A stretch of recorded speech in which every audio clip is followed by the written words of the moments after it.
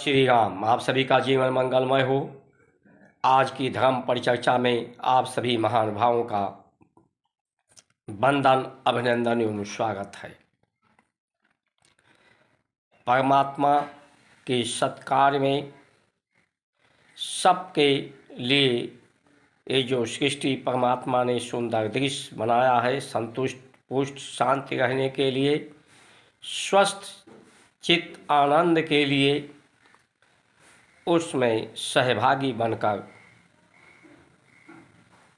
इस भारत की संस्कार संस्कृति सनातन धर्म के उत्थान के लिए आप सभी महानुभाव अपने को स्वस्थ रखने के लिए, संतुष्ट रखने के लिए इस वीडियो को पूरा देखें। देखकर सब्सक्राइब, लाइक, शेयर, फॉलो करें। भारत संस्कार मंच को सहयोग प्रदान करें, जिससे परमात्मा का वरदान, अनुदान, कृपा आपको प्राप्त हो और अपने जीवन को धन्य भागी बनाएं। भारत की संस्कार संस्कृति सनातन धर्म का मूल सार सबको स्वस्थ रखना, स्वस्थ रखने के लिए, संतुष्ट रखने के लिए, सबको सुगंधित करने के लिए, सबको संतुष्ट पुष्ट हो, सब में शांति सौहार्द हो, सब में आदर सत्कार हो, नमन वंदन हो, संतुष्ट पुष्ट होकर के अपने को श्रेष्ठ दाता हर व्यक्ति समझे। कोई भी धनाढ्य व्यक्ति किसी निर्धन को, निर्बल को निर्धन और निर्बल होने का एहसास न कराए, बल्कि जो निर्बल है, असहाय है, उसकी भी सहायता करके, उसकी भी निर्बलता को दूर करके उसे भी सबल बनाए। ये भारत की, ताकि सभी लोग परमात्मा के अंश हैं। परमात्मा सर्वश्रेष्ठ है, महान है, सर्व सामर्थ्यमान है।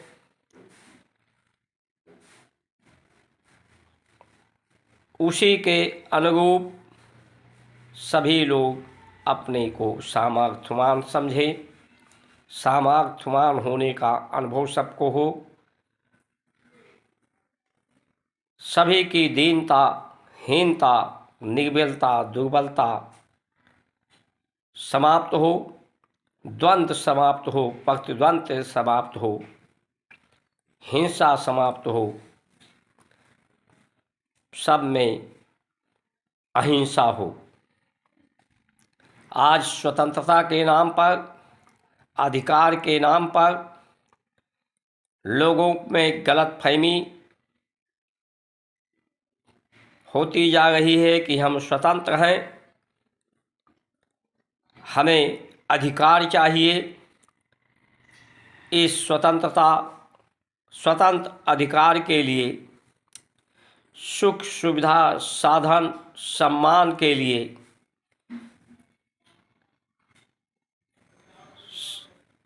पूरे विश्व में हिंसा, उपद्रव, आंदोलन जिस तरह से बढ़ता जा रहा है, भविष्य में ये और भी तीव्र गति पकड़ेगा। विध्वंस की स्थिति उत्पन्न होगी अगर हम लोग समय से जागृत न हुए। किसी को संतुष्ट रखने के लिए, पुष्ट रखने के लिए सेवा और प्रेम के द्वारा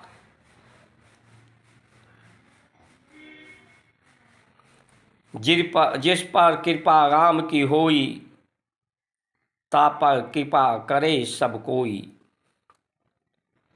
सब लोग एक दूसरे पर कृपा करें, ऐसा अनुभव करें जो सत्य है,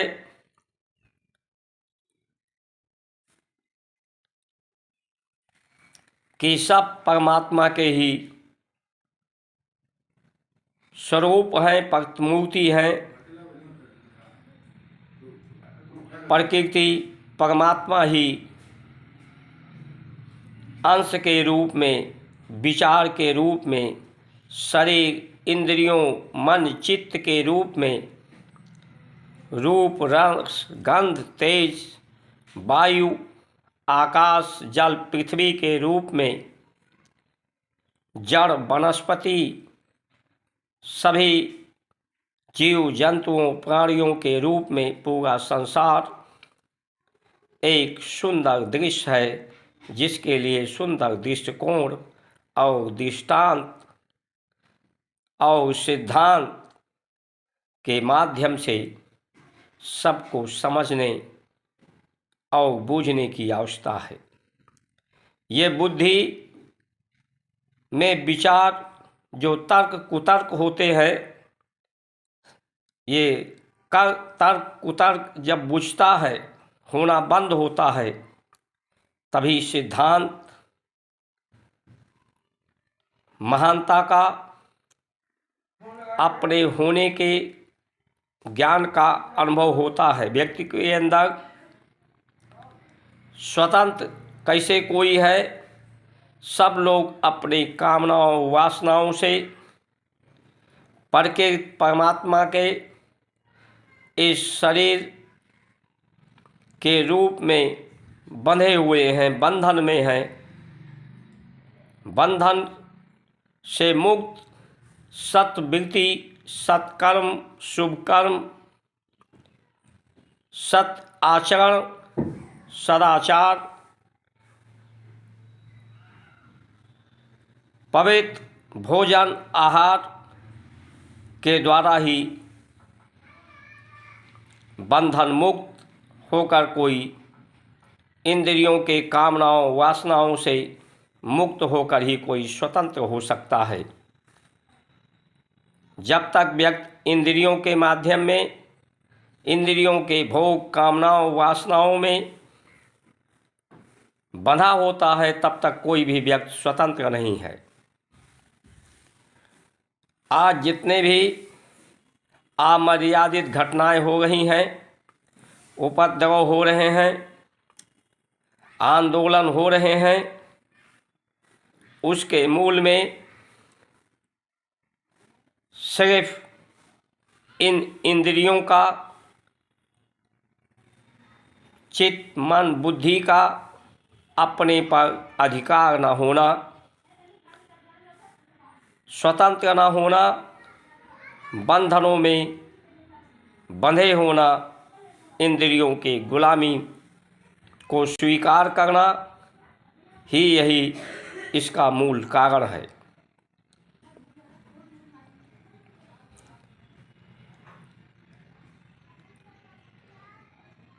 इंद्रियों को निग्रह कर मन ही सभी दुख सुख का कारण है। संसार में जब ये संसार सागर दुख का सागर है,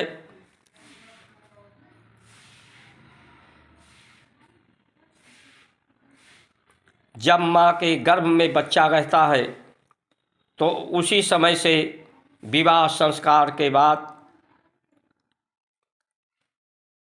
तो माँ को उसका बोझ उठाना पड़ता है। पैदा होता है तो असहनीय पीड़ा होती है, उसके मल शौच को साफ करती है, उसे का देखभाल पालन पोषण करती है। तो इसमें कहाँ सुख है? ये तो एक तरह से दुख को ही लोग स्वीकार करते हैं इन संस्कारों के माध्यम से, यानी दुख ही सुख का कारण है। दुख में ही सुख को खोजने के लिए हमारे ऋषियों ने कहा है। अगर ये दुख ना हो, दुख को कोई सहन न करने के लिए तैयार हो, तो सृष्टि ही समाप्त हो जाएगी। कोई माँ इस पीड़े को, असहनीय दर्द को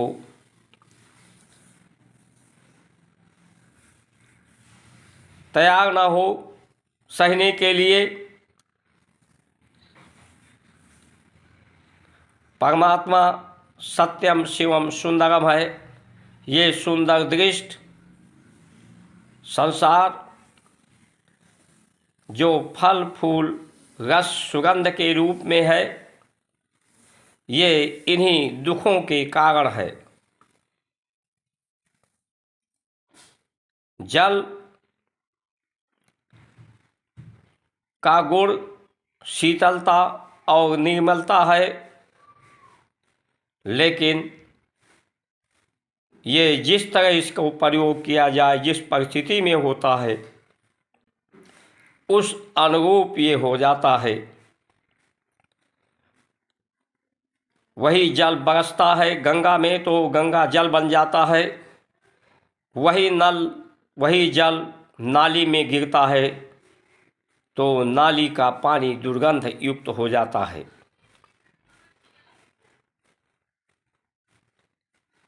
इसलिए इसमें उक्ति की बात, संसार का जो गुण दोष है, ऊपर से नीचे गिरना, नीचता आती है, इसमें नकारात्मक भाव आते हैं,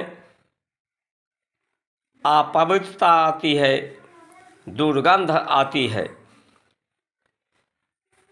जो मनुष्य अपने लिए कोठी बंगला परिवार के लिए बनाता है, अपने लिए बनाता है, दूसरों को दुख देकर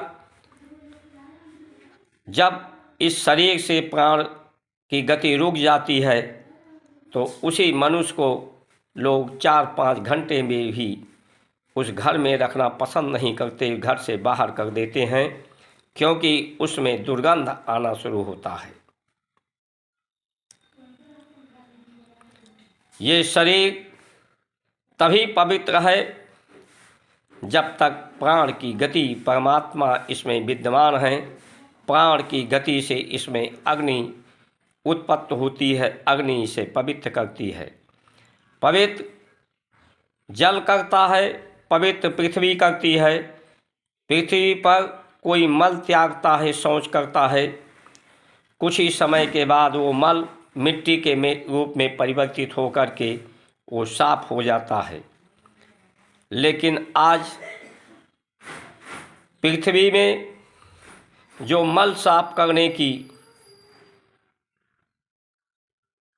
व्यवस्था थी, उसे कीटनाशक दवाइयों के द्वारा, रासायनिक खादों के द्वारा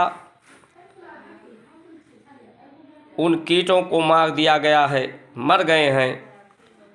जितने भी जीव जंतु परमात्मा ने बनाए हैं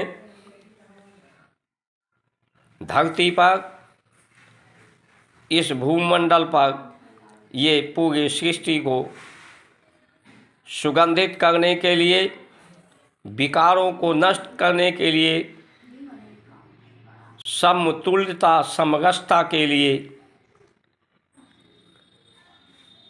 लेकिन मनुष्य आज अपने सुख सुविधा के लिए उन्हें समाप्त कर रहा है। धर्म की लिए अगर कोई लड़ते, धर्म की बात होती, तो लोग कहते कि ये मांसाहारी भोजन, बीड़ी सिगरेट तंबाकू शराब ये बंद करो,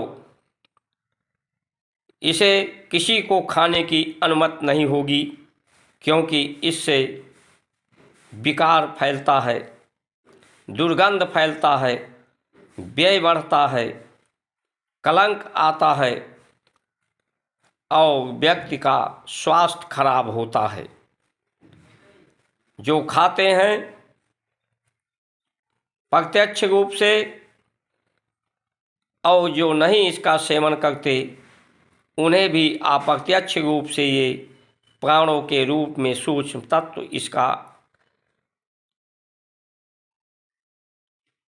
इसे सेवन करते हैं प्राणों के द्वारा, उन्हें भी प्रभावित करता है। लोग कहते कि जो छोटा है बड़ा है, ये इसको तो बराबर नहीं किया जा सकता, लेकिन जो बड़ा है,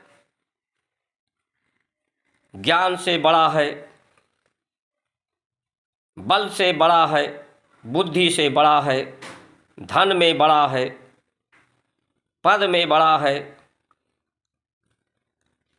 वो बड़ा जो है छोटे को संभाले, छोटे को भी बड़ा बनाए, उसे छोटे होने का बार बार अनुभव न कराए, जैसा कि आज लोग कर रहे हैं। आज जो बड़े हैं छोटे को दबा करके, कुचल करके ही बड़ा बनने का प्रयास कर रहे हैं। ये भारत की संस्कार, संस्कृति, सनातन धर्म के द्वारा ही समरसता, सद्व्यवहार और प्रेम सेवा के द्वारा ही सबको संतुष्ट, पुष्ट और स्वस्थ और परम शांति सबको प्राप्त होगी। इंद्रियां की भोग अनंत हैं, इसे जितना ही सुख सुविधा साधन देते जाओगे उतना ही ये शरीर कमज़ोर होता जाएगा, बीमार होता जाएगा, इसकी क्षमताएं, सहनशीलता कम होती जाएंगी और लोगों में लालच बढ़ता जाएगा। एक तरह जब एक समय में व्यक्ति के थाली में कई तरह की सब्जियां, कई तरह की दालें, कई तरह के व्यंजन जब होते हैं, जैसा कि आज जो अपने को समृद्ध समझ रहे हैं ऐसा प्रयोग कर रहे हैं, ये उनके लिए भी, उनके शरीर के लिए भी उनको बीमार करने वाला है, क्योंकि एक विरोधाभास तत्व होते हैं। जब कई प्रकार के व्यंजन होते हैं वो सरलता से पचते नहीं, रस नहीं बनते, वो मल को बढ़ाते हैं, विकार को बढ़ाते हैं, और जो गरीब होता है उसे देखकर उसमें लालच आती है, दुख पैदा होता है। इसलिए इस समय जो आवश्यकता है, परम अहिंसा की आवश्यकता है। सभी लोगों को, पूरे विश्व के लोगों को इस मार्ग पर चलने की आवश्यकता है। ऐसा भोजन न करें जिससे उनके भी स्वास्थ्य के लिए नुकसानदायक हो, जनमानस के लिए हो, प्रकृति के लिए हो, ऐसी भाषा न हो, ऐसी वेशभूषा न हो जो दूसरों को शर्मिंदगी महसूस हो, अमर्यादित हो।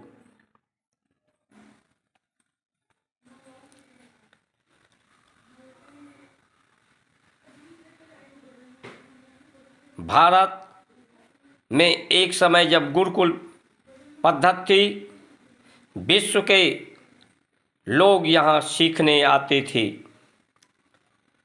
आज हमारे देश में गुरुकुल की आवश्यकता है। हम क्यों दूसरे के भाषा को सीखें, दूसरे के भाषा को पढ़ें, दूसरे के वेशभूषा को अपनाएं, दूसरे के पाश्चात्य सभ्यता के अनुरूप प्रशंसा करके भोजन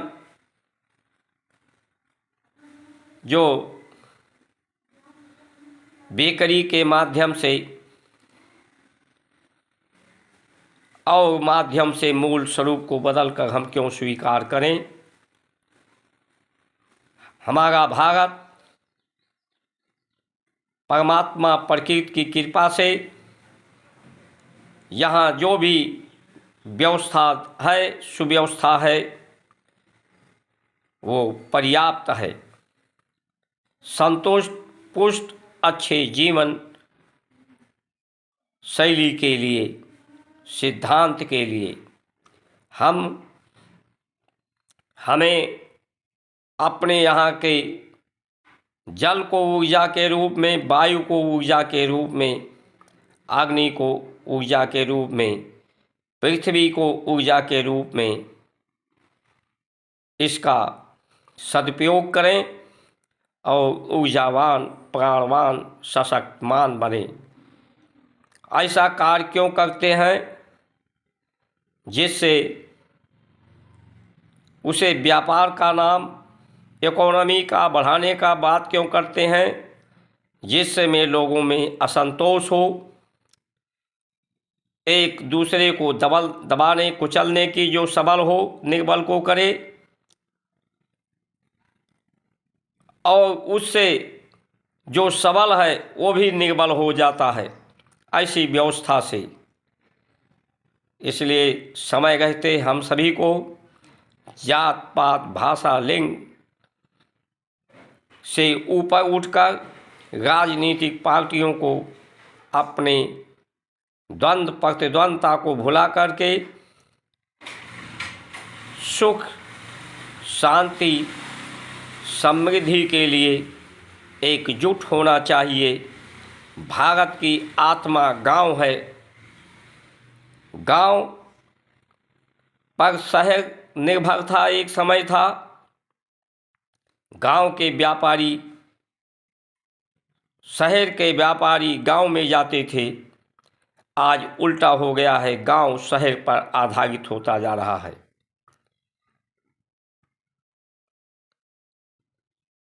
जिस तरह से ये हिंसा, अमर्यादित घटनाएं हो रही हैं, ये बड़ा दयनीय और निंदनीय है, दुख का विषय है। इसलिए सभी को अपना व्यय कम करना चाहिए। अधिक से अधिक बजट प्राकृतिक खेती पर। आज किसान जो परेशान है, मजदूर परेशान है, उसका कारण है कि उसका व्यय बढ़ाया गया है। दवाओं के द्वारा व्यय, शिक्षा का व्यय। हम क्यों आज आधी उम्र तक 33 साल 34 साल तक लोग पढ़ते रहते हैं, अपना समय और श्रम और धन खर्च करते हैं और उनके हाथ में कुछ नहीं आता है। निराशा, हताशा ही आती है, क्योंकि वो नौकरी के लिए करते हैं। क्यों हम इतनी पढ़ाई पढ़ें? क्यों हम नौकरी के लिए ही पढ़ाई पढ़ें? क्यों ना हम सदचिंतन के लिए, जीवन की कला को जानने के लिए, जीवन क्या है, जीवन के सिद्धांतों के बारे में, अच्छी जीवन शैली जीने के लिए, संसार को और अपने शरीर को जाने, इसकी सदुपयोगिता को जाने, इसके कारण को जाने, जो हमारे ऋषियों ने बताया है, जो पर्याप्त है वो सिद्धांत, उस मार्ग पर, सन्मार्ग पर उसे स्वीकार करके, अपना करके हमें उस मार्ग, सन्मार्ग पर चलना होगा और लोगों को प्रेरित करना होगा सबके सुख शांति के लिए। अजगर चरे करे न चाकरी, पंछी करे न काम, दास मलूका कह गए सबके दाता राम। सबके दाता राम हैं। क्यों हम ऐसा अनुभव करें कि हमारे द्वारा कार्य हो रहा है, मैं ही इसका मालिक हूँ, मैं ही इसको भोगूंगा, मेरा ही सब कुछ है। इस शरीर में प्राण के स्वरूप में परमात्मा है, तो ये कर्म हो रहा है, ये स्वर्ग निकल रहा है, अनुभव हो रहा है अपने शरीर का, संसार का, तत्वों का, यानी परमात्मा की कृपा से, दया से ही वही दाता हैं, वही कृपा निधान हैं, उन्हीं के द्वारा ही सबको सब कुछ मिल रहा है। इसको हमें स्वीकार करना चाहिए, तभी मन आपका सुंदर हो, भोजन आपका सुंदर हो, विचार आपका सुंदर हो, तो आपके अंदर प्रेम किया नहीं जाता है, प्रेम रस है जो आपके भावों में, भाव के द्वारा आँखों से आंसू के रूप में वो व्यक्त होते हैं, प्रभावित करते हैं। उसके द्वारा वो सर्वश्रेष्ठ बल है, जिसके प्रभाव से आप सभी को अपने बस में कर सकते हैं।